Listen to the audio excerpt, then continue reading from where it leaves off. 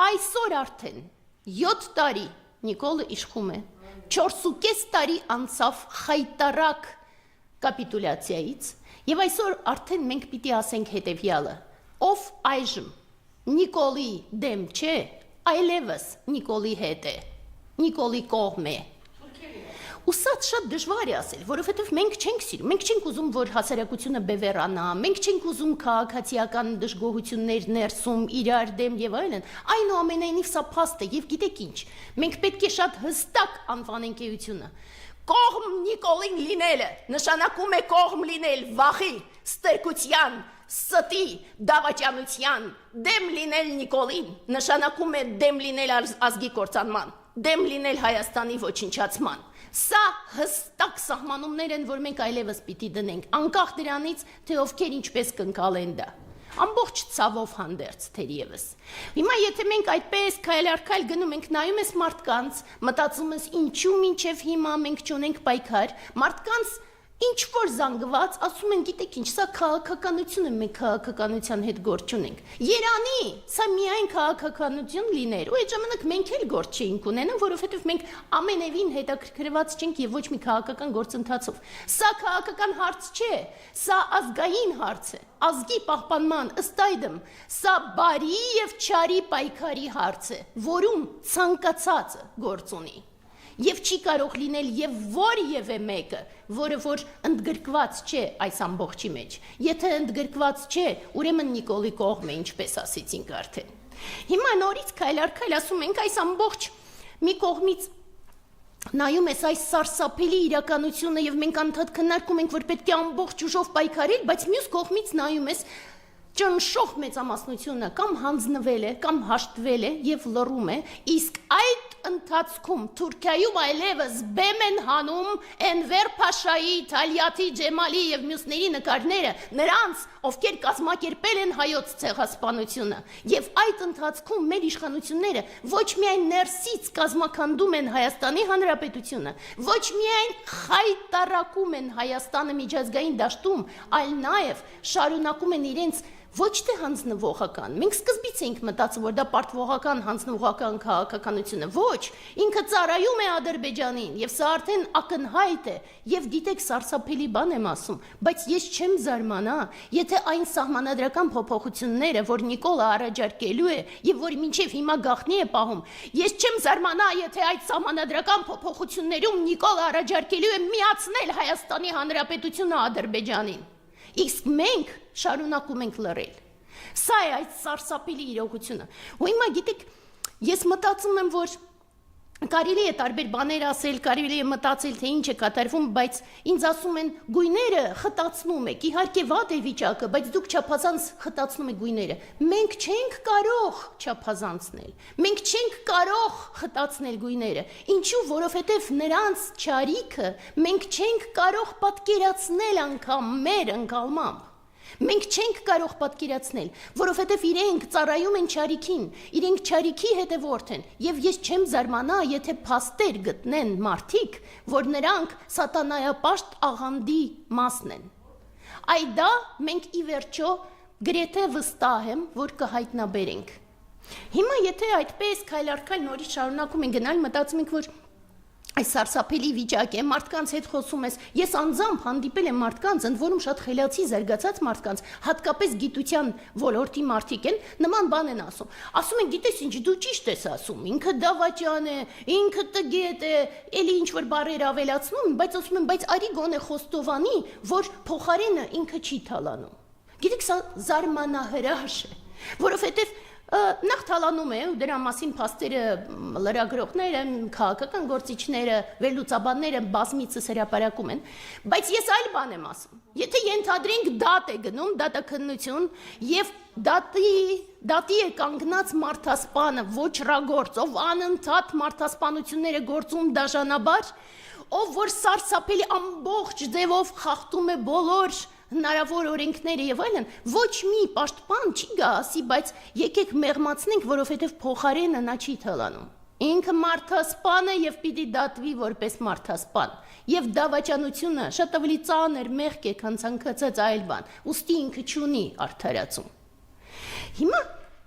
Նայում ես մտածում ես մարդիկ չեն պայքարում, ու սա սարսափելի է, ոչ մի ձևով արդեն ընկալելի չէ, բայց մյուս կողմից ես հասկանում եմ, ստվար զանգվածը մարդկանց կենցաղագոյ է, բաց եմ թողնում կենցաղագոյ մարդկանց, կենցաղագոյ եք, հանդիպում ես իրենց փողոցում, իրենք ասում են, բայց լիքը լավ բան կա եւ այլն, ես չգիտեմ, այդ հանցագործները տարբեր երկրներից, որ լցված են քաղաք եւ արդեն անհանգստացնող է, քայլել մենակ կամ երեխային մենակ թողնել եւ այլն,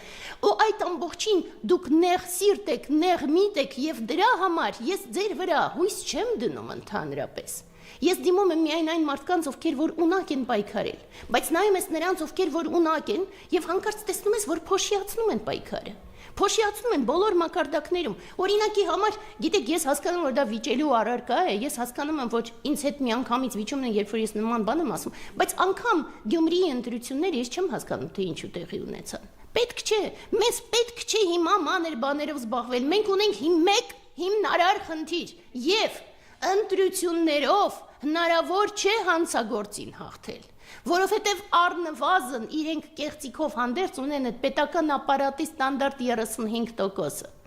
Ըստ այդմ ընտրությունների հարց չէ, երբ որ հանցագործ է, հանցագործին դատում են, չեն գնում հանցագործի հետ մրցակցելու, չեն գնում,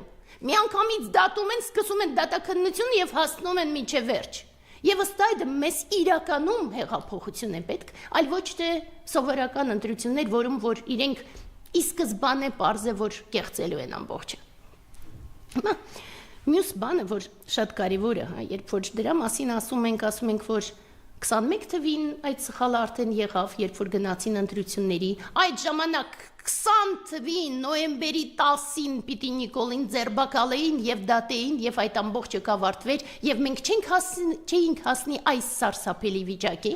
այնուամենայնիվ այդ սխալը արդեն տեղի ունեցավ, հիմա երբ որ նայում ես մարդիկ, ովքեր որ ուժեր ունեն, մենք ուժ չունենք, եթե մենք կարողանայինք, մենք ինքներս կկազմակերպեինք պայքարը, մենք լծակ չունենք, ովքեր որ լծակ ունեն, չգիտես ինչու լուրջ պայքար չեն տանում, հիմա երբ որ նայում ես իրենք թվարկում են, ասում են բնապահպանությունը սարսափելի վիճակում է, գները այնքան են բարձրացել, որ արդեն միջին խավը արդեն չի ձգում այս ամբողջը, բժշկության գները այդպիսին են, որ մարդը ընդհանրապես խուսափում է հիվանդանալ անգամ կամ էլի սկզբանե հասկանում է, որ ինքը չի կարողանա ձգել այդ ամբողջը։ Եվ այդպես մենք կարող ենք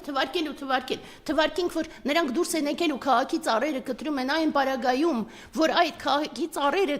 տնկել են մեր տատերը, մեր պապերը, իսկ հիմա իրանք կտրում են այդ ծառերը ու այդպես շարունակ, այսինքն նույնիսկ դժվար է ասել, թե որ չարիքը թվարկես, բայց ինձ համար դա իհարկե փաստ է, ես իհարկե համաձայն եմ դրա հետ, բայց ինձ համար դա չէ հիմնարար պայքարի առարկան։